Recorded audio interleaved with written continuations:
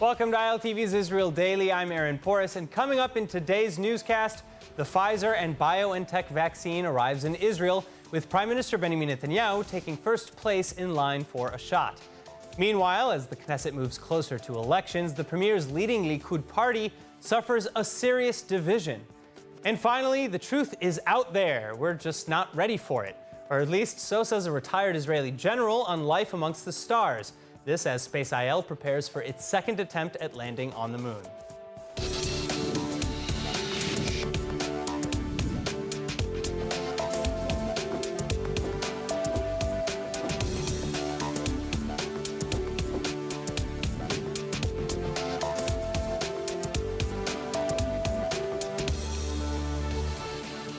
The moment has come. The first batch of Pfizer and Biontech's vaccines landing at Ben Gurion Airport in Tel Aviv ahead of a trial run in delivering the vaccines within their 5-day window for use.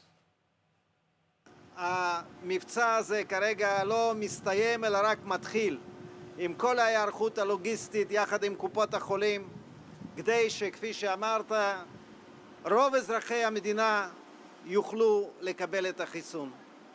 משימת החיסון היא אחת המשימות החשובות ביותר בפניהם ניצבת מדינת ישראל בשנים האחרונות. תודה לך, שר הבריאות. אני רוצה להפנות את תשומת לבכם לשמש שזורחת.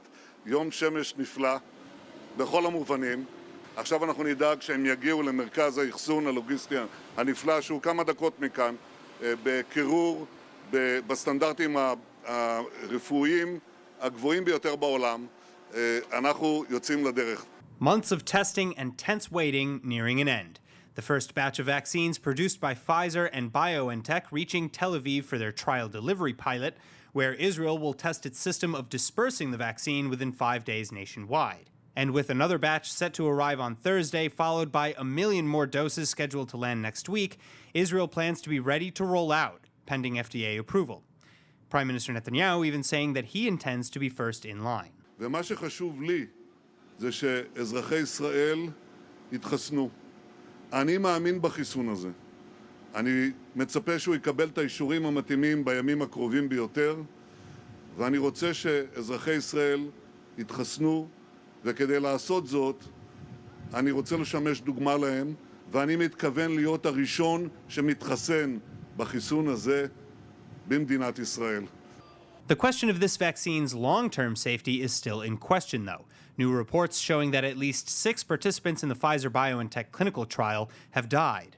That said, both Pfizer and the FDA claim that most of the deaths occurred in the placebo group and that all the deaths were consistent with rates in the general population.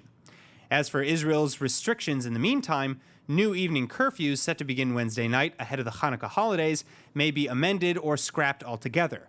This after Attorney General Avichai Mandelblit raised concerns that the curfew would not hold up under legal scrutiny, particularly because even health ministry officials doubt that curfews will work to bring down the rising rate of infection. The COVID cabinet then planning to reconvene on Wednesday on how to otherwise impose restrictions until after the seasonal celebrations. Meanwhile, the rate of infection still holding strong at 2.5%. The total number of actively infected Israelis now at over 14,800, 321 in serious condition, and the death toll rising to 2,933. All right, now jumping from one fire to another, we move away from the COVID crisis and towards the crisis in government. Prime Minister Benjamin Netanyahu's leading Likud party splitting at the seams as the country moves closer to fourth elections. The fourth Israeli election in 2 years' time nearly set in stone. The Knesset House Committee approving on Wednesday for its first of 3 votes the bill to dissolve the Knesset and set elections for March 16, 2021. But contrary to previous election predictions, it's anyone's guess who will come out on top next year, as Knesset member Gideon Sa'ar, longtime rival to Prime Minister Benjamin Netanyahu from within Netanyahu's own Likud party, is now announcing the formation of his own new faction. היום צו השעה הוא החלפת שלטונו של נתניהו, הממושך בתולדות המדינה. אשר על כן החלטתי להקים ולהנהיג תנועה פוליטית חדשה, מטעמה אתמודד בבחירות הקרובות מול נתניהו, על ראשות הממשלה, כדי להחליפו. זאת תהיה תנועה לאומית וחברתית רחבה שתיבנה לטווח ארוך ותבנה לכולנו עתיד טוב יותר. התנועה הפכה לכלי שרת עבור האינטרסים האישיים של העומד בראשה, כולל כאלה הנוגעים למשפטו הפלילי. Meanwhile, Sa'ar has also submitted his resignation from the Likud and from the Knesset effective Friday morning. This as his faction seems to be quickly gaining traction. Several other MKs, including from both the Likud and from alternate Prime Minister Benny Gantz's Blue and White Party, expressing interest in backing Sa'ar's play. The first poll since the announcement this morning is also already predicting that Sa'ar's New Hope party will be third largest in the next Knesset's listing, taking roughly 17 seats. Joining me now with more on the coming March elections and Knesset member Gideon Sa'ar's New Hope party is expert in international relations with the Jerusalem Institute for Strategy and Security, Dr. Emmanuel Navon, and former Likud Knesset member and president of the Likud Party Supreme Court, Michael Kleiner. Thank you both so much for being with us. Now, first off, how likely are new elections at this point? We know that the first reading has been approved to dissolve the Knesset, and now Sa'ar is, of course, splitting off from the Likud party. Is there any chance of reconciliation within the coalition? I believe that the move of Gideon Sa'ar didn't reduce the chances of some turnabout that increased it. By the way, it was only the preliminary reading. The first reading is still due to come, and after it, the second and third reading. I believe the polls published today will cause Blue and White that went down to six seats, very close to the threshold, to do some rethinking and being more eager to consider to reach an agreement with Likud, which will enable a stable government for 4 years from now until I guess it's November 2024. They have much to lose and they have nothing to gain from new election. Maybe also the Likud will do a rethinking and considering also the state of the country and the feeling among the public that there is no real need to have now a new election facing a winter with Corona, with closure, and So Dr. Navon, I want to turn to you now. Well, Dr. Navon, I want to turn to you now.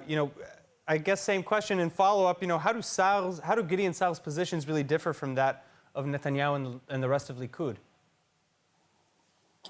Well, I think we need to understand very clearly that Netanyahu, unfortunately, never intended to respect and honor the agreement he had signed with Blue and White, which is precisely why he blocked the budget in order to push us to a fourth election without having to honor his agreement with Blue and White. And so within the Likud itself, Netanyahu has basically, over the years, eliminated any potential leader or any promising politician that might threaten him. And therefore, the Likud itself has turned from the political party it was once of a democratic party. It no longer is. Today it is a personal party of Benjamin Netanyahu, who surrounds himself with mediocre people who have this personality the called... only democratic party in Israel. Well, not anymore, actually. It's not anymore. It's on paper, it's a democratic party. Michael, I did not interrupt you. Michael, I did not interrupt you, but the Likud today is no longer a democracy. I was part of Likud for 20 years. I proudly left it yesterday because it's become a personal party, a personality cult around Netanyahu who surrounds himself with zeros and who eliminates people with quality. And this is why Gideon Sa'ar no longer had a future in this party. I'm very glad. I am very glad that finally we're going to have a person who has qualities, who has experience, who has a spine and principles to offer an alternative to this ridiculous personality cult in the party, which I very sadly had to leave because it's no longer a democratic party. Michael? It's unbelievable, every other party, the leader is selecting the members of the Knesset. Likud has primaries, 130,000 people participate.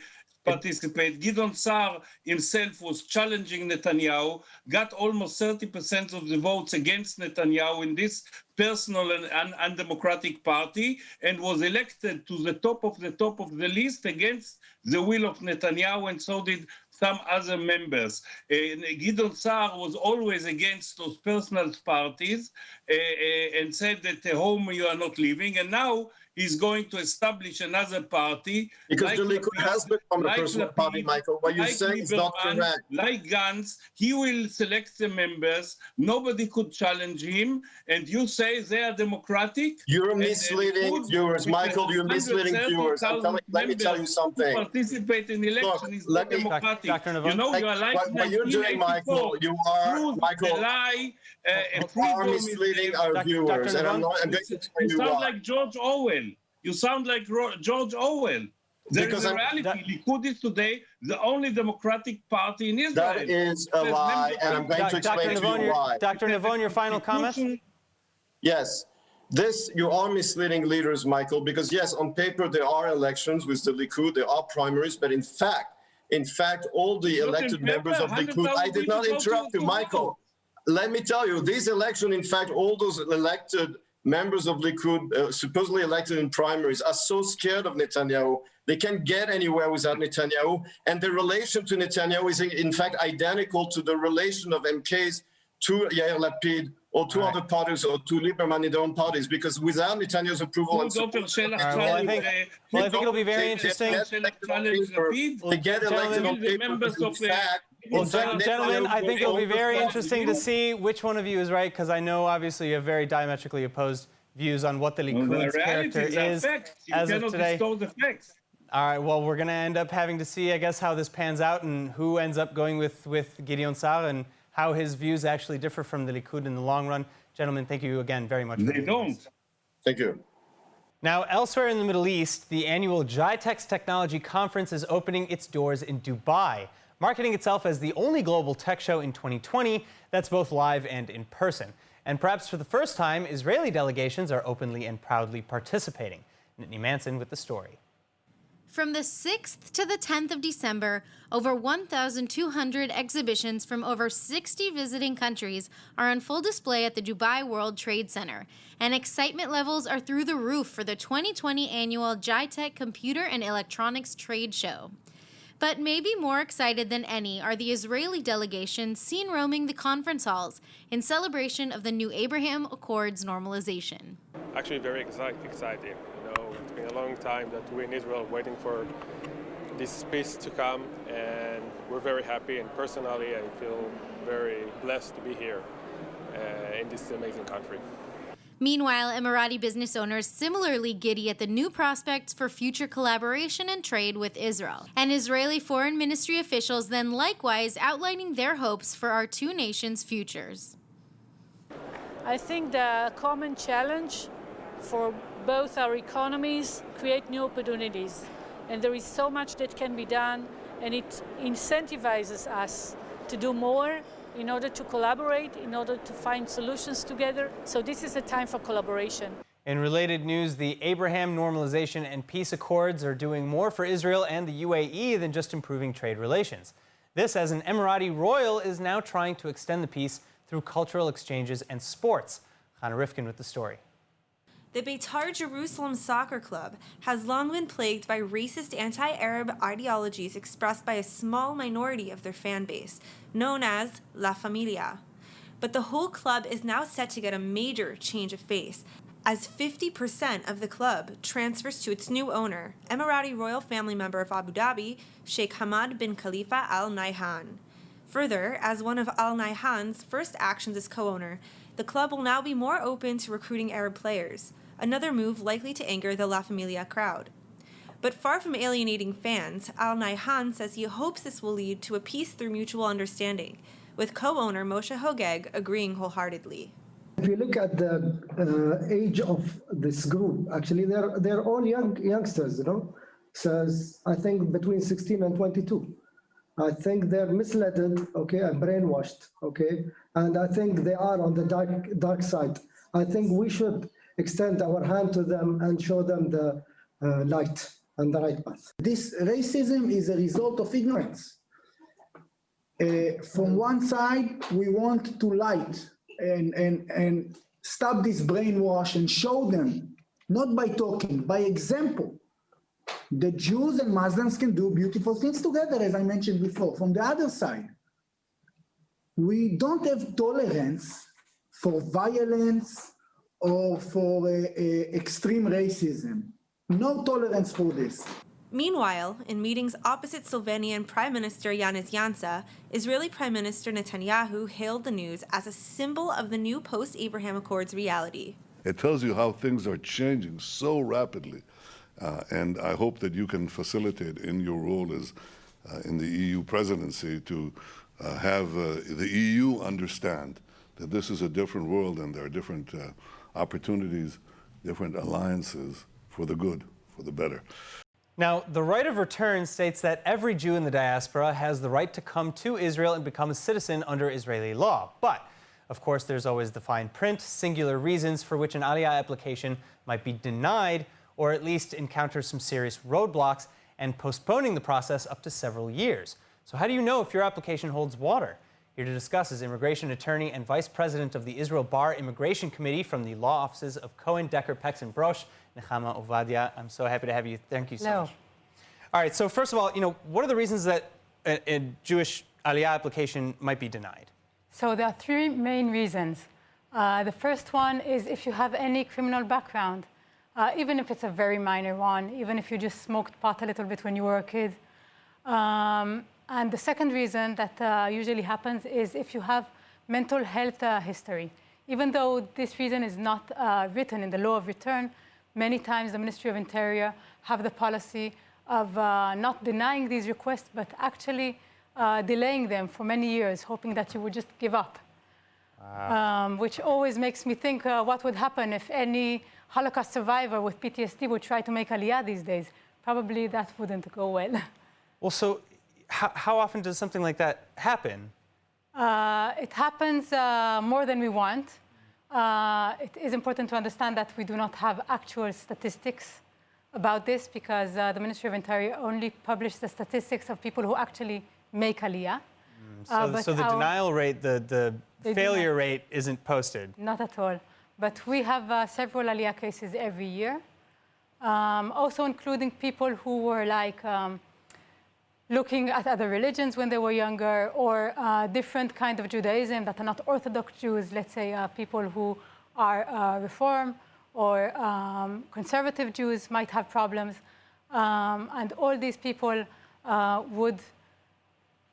it would be better if they would know their rights before they applied for Aliyah at the Ministry of Interior. So I'm guessing that, of course, is probably the best reason why you might want to contact a lawyer before starting the process. Yes, that's for sure.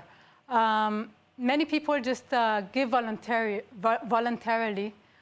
information that they are not declared to give at all, that they are not, they don't have to give to the Ministry of Interior, without understanding the consequences.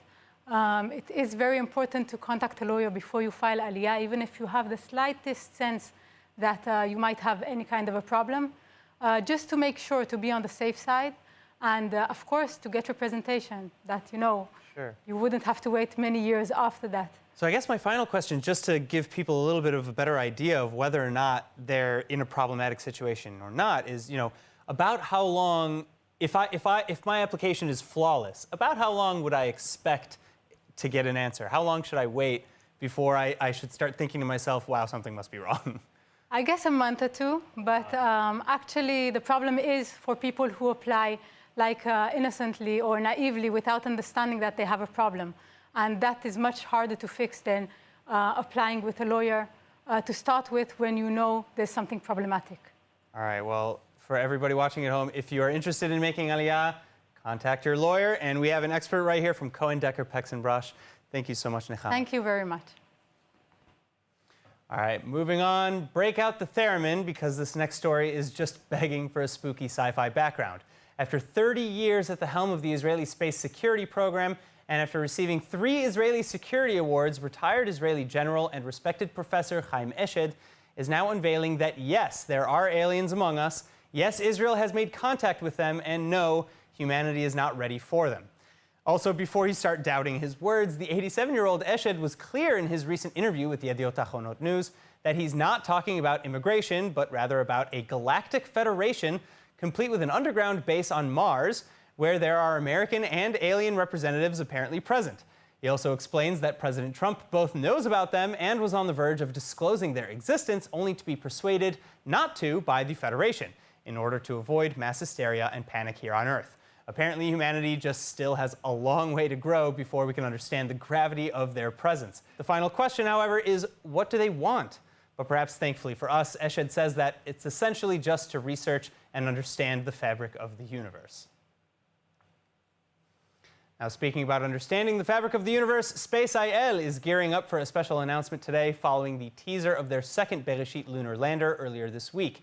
And here with more, we have Space IL co-founder Yariv Barash. Thank you so much for being with us. Thank you. It's my pleasure. All right. So first of all, I understand that the teaser was bringing us to today. What's the big news? So we basically started or announced the next Bereshit spacecraft. Bereshit 2 is the temporary name. And, we are Israelis, so it's going to be bigger, better, and more exciting than Bereshit 1. What's changed exactly since the first Bereshit mission? What have we adapted after, crashing into the Sea of Serenity? Well, it's like going first time to the Olympics and getting a silver medal. This time we're aiming for gold. So basically we're going to send 3 different spacecrafts to the moon. We're going to have an orbiter and 2 landers attached to it. And then the orbiter will be releasing the landers. Each one will make a landing on the moon in a different time, in a different location. And then you'll also have the orbiter orbiting the moon for years. So you're going to have both double the scientific impact of 2 landers, as well as an ongoing educational mission where kids from all over the world will be able to operate the orbiter for many years. Wow. All right. Can you speak a little bit about what some of the participating scientists, school children, et cetera, what kind of experiments they're sending you? So we still haven't announced that. We are still open for a few ideas. Each one of the lander will have its own scientific mission, as well as the orbiter itself. And, just stay tuned as we release more information. Well, and of course, again, obviously, I'm sure Space IL and IAI and anyone else working on this project has been working hard to fix the thruster issue or the connection issue that occurred last time. Are you confident that it's been fixed? We've got amazing partners from the Israeli aerospace industries, as well as the Israeli Ministry of Science and the Israeli Space Agency. And we are aware to the problems we had in the first Bereshit. We had some very deep analysis of what went wrong. Actually, the thrusters worked perfectly. The problem was in the avionics that prevented the main thruster from firing again after the spacecraft performed the reset. And that's going to be easy to fix. The main thing now is building it again and making it better on, across the board, not that specific malfunction. All right, well, just as in during the first launch, I'll be watching live with my fingers crossed. Thank you so much for being with us. Thank you. Good luck. All right, now let's take a look at the weather forecast. Tonight and tomorrow should both be partly cloudy and cool, with a low tonight of about 50 degrees Fahrenheit or 10 degrees Celsius. And then tomorrow, the high should drop to 70 degrees Fahrenheit or 21 degrees Celsius. And now before we go, let's take a look at what's going viral in Israel.